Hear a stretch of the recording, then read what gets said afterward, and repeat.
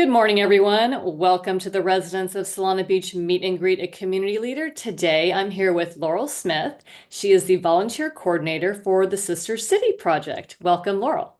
Thank you. Thanks for inviting me. Thank you for being here. And let's jump right in. So, how long have you lived in Solana Beach and how did you get here? I have lived in Solana Beach for 25 years. Ooh. I am a California resident. I grew up in North County. I've lived in San Diego, and my husband and I moved up here to Solana Beach. I say up because we used to live in Kensington. So we Oh, moved okay. to Solana Beach when the kids were like 1 and 3, and now I'm a grandmother and Oh, yay. they're adults. Well, you look fabulous. Well, thank you. What brought Uh, us here, though, was that the public school system, we were really intrigued by what Solana Beach has to offer from elementary all the way through high school, and we wanted public education. So, that's the same reason why I ended up here too, was the public schools for my kids as well. So I totally agree. And what is your favorite thing about Solana Beach? ooh, well, when I first got here, I was kind of shell shocked because I came from living downtown for a long Right. time. Yeah. Um, but obviously the beach, but now it's the community as well. Like we've made such deep-rooted friendships here through kids, through school. It's a small town, it's a small town and 2 blocks long or three, I don't know. Yeah. Yeah, I think it's just kind of watching it grow and being a part of the community through business and walking my dog, literally. Yeah. I get more people walking my dogs. Same, same. And then tell me about Sister Cities Project and your involvement in it. Okay, so I found the Sister Cities project back in right before COVID, and really it was spurred by the George Floyd incident. Hmm. I've always been an activist in my heart and not ever taken action in activism. And I actually joined Del Cerro for Black Lives Matter, and I would be on their Zoom calls because it was kind of during COVID. And I realized they're all neighbors, and I'm trying to do something in San Diego Hmm. where I stumbled upon Sean McClendon through Facebook and Okay. started the Sister Cities project up here. And the Okay. main influence is to join communities that don't know each other. Hmm. I'm going to use the word affluent. We're fortunate. We live in a Yeah. really nice place with communities in southeastern San Diego, and we don't necessarily know each other. Right. So through Facebook, actually, and calling him and saying, let's get together. I'd love to volunteer.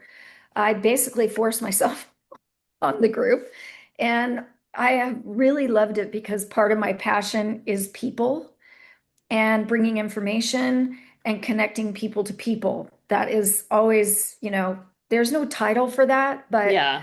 the eco exchanges is one of the areas of impact that Sister Cities does. And that is that platform where we have different topics and we invite experts from those topics. It can be medical equity, redlining, school inequities, and we have a panel. And then Okay. we bring community members. We just want our neighbors, our friends, anyone who wants to understand the disparities between certain communities. Okay.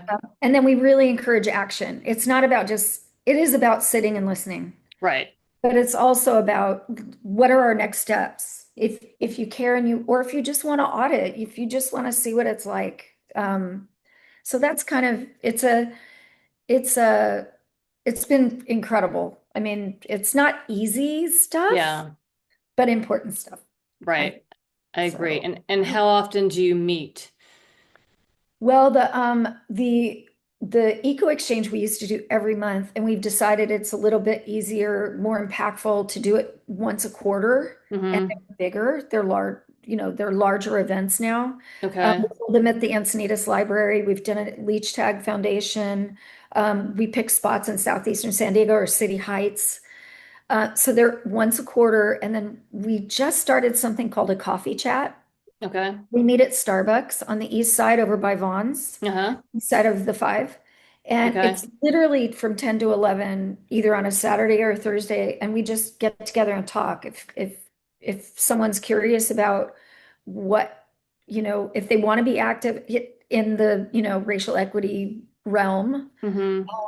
it's super casual. It's, come and talk, ask questions. We try and lead it, but we also want community members to be able to just talk as well. And Right. yeah, I don't understand, I don't understand this. So Right. yeah, so there's that. There's coffee chats and then the eco exchange once a quarter. Wonderful. And then how can people reach out or connect with the organization if they want to learn more about it or maybe sit in Yeah. one of these Yep. chats?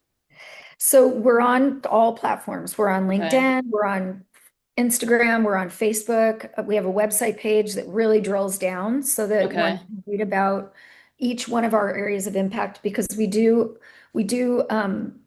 we've created a space for Black women entrepreneurs. Okay. We've also created a space for youth that maybe don't have a direct line to college, but want to learn a technical skill or just navigate the business world or anything after high school. Or we try and get there before high school, but um, sistercities.org Okay. is a website. Okay. And I post a lot on my personal social media, which is also my business, Crow's Okay. Perspective.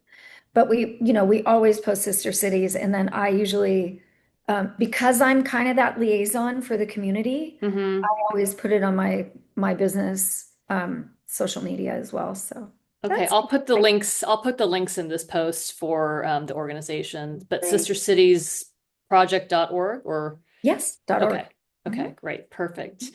Thank you so much for your contribution. It sounds like a wonderful program, and I'm so grateful that you are involved with it. What is your favorite morning drink? Coffee.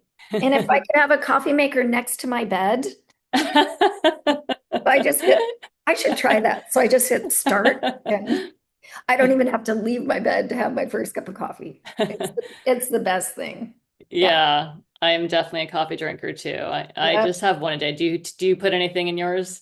I don't, for a long time I love to have half and half. And Yeah, I've been a black coffee drinker for a while. And yeah. it's funny, I think I'm such a connoisseur because I can really tell when it's not, I didn't buy the right one. Ah.